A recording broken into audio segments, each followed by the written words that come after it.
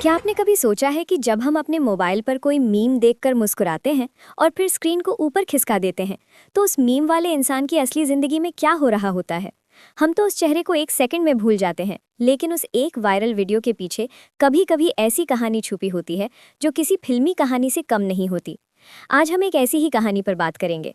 आपको social media का वो लड़का तो याद ही होगा, जिसके हाथ में चाय का गिलास था और वो एक ऐसी बेफिक्र और खिलखिलाती हुई हंसी हंस रहा था, जिसे देखकर हर किसी के चेहरे पर अपने आप मुस्कान आ जाती थी। उस हंसी में ना कोई बनावट थी, ना कोई फिल्टर, वो बस एक प्योर असली हंसी थी। रातों रात वो चेहरा हर व्हाट्सएप ग्रुप, हर इंस्टाग्राम रील और हर यूट्यूब शॉर्ट्स पर छा गया। लोग उस वीडियो को एक दूसरे को भेजने लगे, लेकिन उस ठहाके के पीछे कितनी लंबी खामोशी, कितनी गरीबी और कितनी लंबी जद्दोजहद थी, ये कोई नहीं जानता था। आज हम बात कर रहे हैं तेलंगाना के अरुण कुमार की। वही अरुण कुमार जिन्हें आज पूरी दुनिया वायरल लाफिंग बॉय के नाम से जानती है, जो कल तक हाईवे की धूल फांकते थे, ट्रकों के शीशे साफ करते थे और आज इंटरनेट की दुनिया के एक बड़े स्टार बन चुके हैं। हाल ही में इस लड़के ने अपनी जिंदगी में एक ऐसा मुकाम हासिल किया है जो किसी भी वायरल स्टार के लिए एक मिसाल है। तो कुर्सी की पेटी बांध लीजिए, क्योंकि ये सिर्फ एक वायरल होने की कहानी नहीं है, ये कहानी है किस्मत के पलटने की और एक ऐसे फरिश्ते की जिसने एक लड़के की पूरी दुनिया बदल कर रख दी। कहानी शुरू होती है तेलंगाना के एक बहुत ही साधारण से परिवार से। हालात कुछ ऐसे थे जो हमारे देश के लाखों घरों की सच्चाई है, यानी गरीबी। अरुण के घर की आर्थिक स्थिति इतनी कमजोर थी कि जब वो सिर्फ चौथी क्लास में थे, तभी उनके कंधों पर परिवार का बोझ आ गया। जिस उम्र में बच्चों के हाथों में खिलौने और स्कूल की किताबें होनी चाहिए थी, उस छोटी सी उम्र में अरुण के हाथों में आ गया ट्रक साफ करने वाला एक गंदा सा कपड़ा। वो एक खलासी बन गए, जिसे आम भाषा में हम लॉरी क्लीनर कहते हैं। सोचिए उस जिंदगी के बारे में। हाईवे की वो तपती हुई सड़कें, ट्रकों का शोर, पेट्रोल और डीजल की महक और मीलों का वो लंबा सफर जिसका कोई अंत नहीं होता। एक लॉरी क्लीनर की जिंदगी कभी आसान नहीं होती। कभी ढाबे पर रुककर रूखा सूखा खा लेना, तो कभी ट्रक के केबिन में ही किसी तरह सिकुड़ कर सो जाना। अरुण की जिंदगी भी इसी धूल और धुएं के बीच खोती जा रही थी।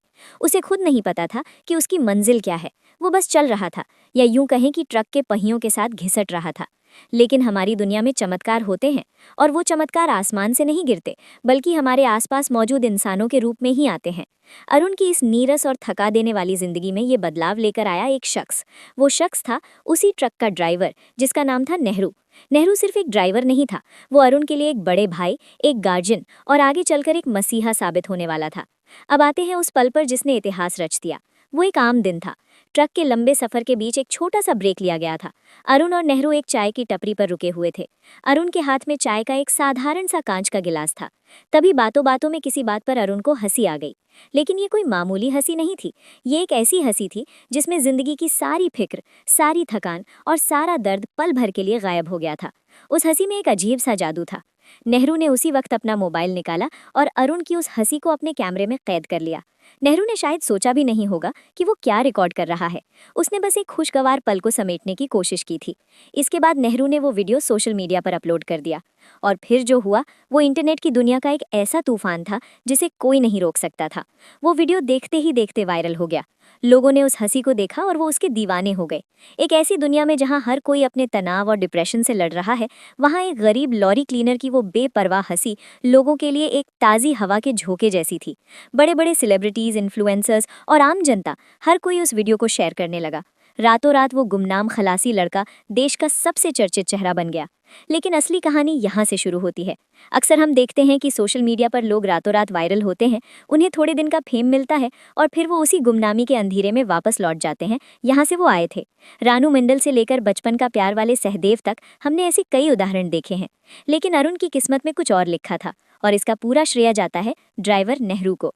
वीडियो वायरल होने के बाद जब मीडिया वाले अरुण को ढूंढने लगे, जब लोगों ने उसे पहचानना शुरू किया, तो नेहरू ने देखा कि इस लड़के के पास अब एक मौका है, एक ऐसा मौका जो जिंदगी में सिर्फ एक बार मिलता है। नेहरू ने फैसला किया कि वो अरुण की जिंदगी को इस तरह बर्बाद नहीं होने देगा। नेहरू ने अरुण को समझाया। उसने कहा कि ये जो फेम है, ये जो लोगों का प्यार मिल रहा है, ये हमेशा नहीं रहेगा। अगर जिंदगी में कुछ असल में हासिल करना है, तो तुम्हें अपनी वो चीज़ वापस लानी होगी जो पीछे छूट गई थी, और वो थी पढ़ाई। नेहरू ने सिर्फ सलाह नहीं दी, बल्कि उसने एक बाप की तरह अरुण की जिम्मेदारी उठाई। उसने अरुण की आर्थिक मदद की, उसका हौसला बढ़ाया और सबसे बड़ा कदम उठाते हुए अरुण का दाखिला वापस स्कूल में करवा दिया। सोचिए ये कितना मुश्किल रहा होगा। एक लड़का जिसने बरसों पहले चौथी क्लास में पढ़ाई छोड़ दी थी, जिसका दिमाग अब किताबों की दुनिया से बहुत दूर जा चुका था, उसे वापस एक क्लासरूम में बिठाना, पेन पकड़ना सिखाना, और वो भी तब जब वो एक इंटरनेट स्टार बन चुका हो। अरुण के लिए ये किसी पहाड़ पर चढ़ने जैसा था।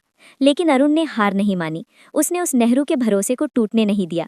जिस लगन से वो ट्रक के शीशे चमकाता था, उसी लगन से उसने अपनी किताबों के पन्ने पलटने शुरू किए। दिन में पढ़ाई करना और अपने उस नए मिले फेम को भी बैलेंस करना, ये एक बहुत बड़ा संघर्ष था।